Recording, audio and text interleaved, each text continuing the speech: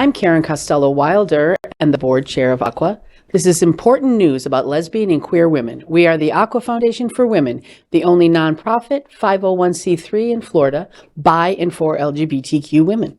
Since 2004, we have been the voice dedicated to serving and supporting LGBTQ plus women. Our partnership is part of Hotspots Happening Out Television Network's 10 pillars of the LGBTQ plus community. Lesbians and queer women are one of those 10 pillars, and we hope you will support Aqua Foundation's vital mission by sharing, volunteering, and donating. We discuss the disappearance of lesbian queer bars. Where do we go now? A recent video on TikTok is going viral. In it, Vicki, the owner of the Ladies' Room in Florida, describes her experience getting this bar open in Largo and the current challenges in keeping it open. This bar opened just over a year ago, and its presence in the community remains significant because this is the only lesbian bar in Florida. That's hard to believe. And there are only around 23 left in the entire nation, according to the Lesbian Bar Project. Vicki has launched a GoFundMe page with an overall goal of $100,000.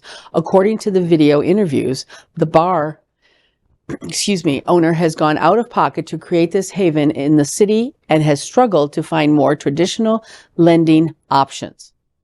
Okay, I just want to say up front, I understand this story because, and this is a generalization, and I have experienced it, so I feel comfortable saying, I feel lesbian women, they say, oh, we want to do things, but then they don't show up.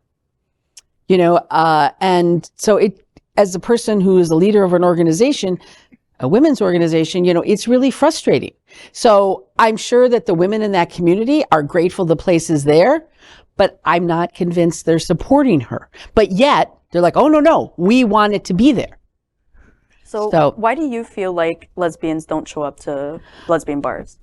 To be honest with you, I don't know. Not only just lesbian bars. For example, we are having drag bingo Sunday night here on the Drive, Aqua at Hamburger Mary's. And, it's an Aqua Girl event. We're kind of relaunching the brand. And we hardly have anyone that's, signed up to go. And, they're saying they want more things. They want times where they can just hang out together and be together and not like at an event or not like at a competitive thing, and it's frustrating.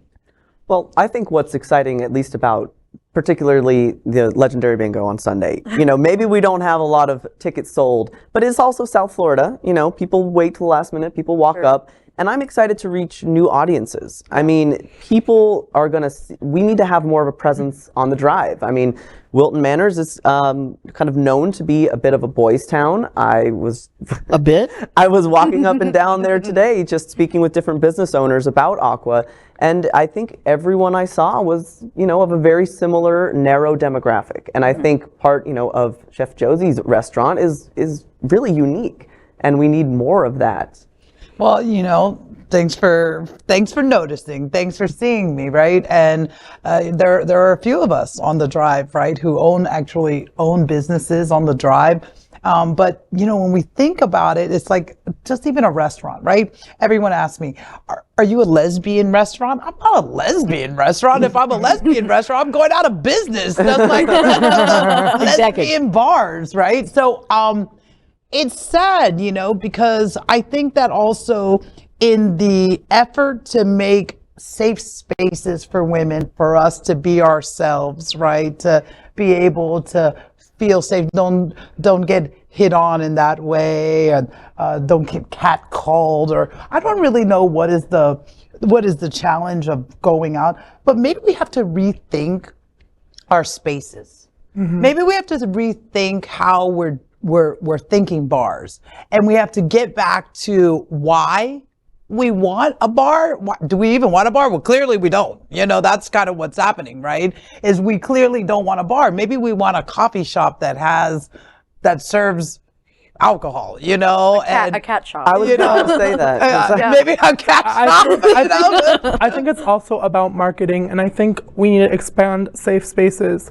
Like, I've brought this up to you before at Bad Poppy. There's not a lot of trans spaces in a lot of areas. And when there is lesbian or gay spaces, they're mostly for cisgendered people. It's never for trans or non-binary people. And the closest we get is a strip club with cis men going to see trans women strip. And honestly, I don't want to go out and be sexualized all the time. So I think it's so much in the way we promote things, and maybe these places haven't promoted as much or haven't found the right type of promotions to get into the lesbian community or the sapphic community or the queer woman community. So one question I do have, because you mentioned how people go to your restaurant and ask, is this a lesbian bar? Do they ask those same questions to like gay-owned restaurants? That's a great question. That is a really good question. Doesn't even matter, right? Doesn't even matter that a lesbian couple owns this restaurant. It matters to us, right? And then you would think, like, if I had to break it down, and I mean, I'm gonna just blast our community right now, but if I had to break it down, and I had to break it down into a demographic, and then I had to really think about how many lesbian or queer identifying women are my patrons, I would say that it probably speaks to less than 25%. Oh.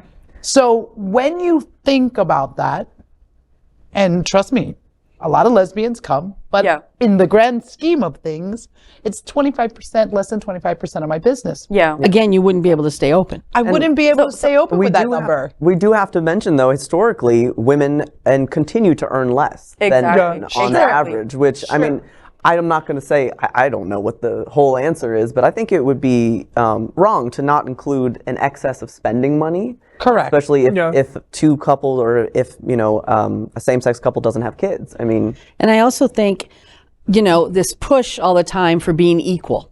We don't want to be thought of, well, I mean, we do, but we say we don't want to be thought of as like special or different, you know what I mean?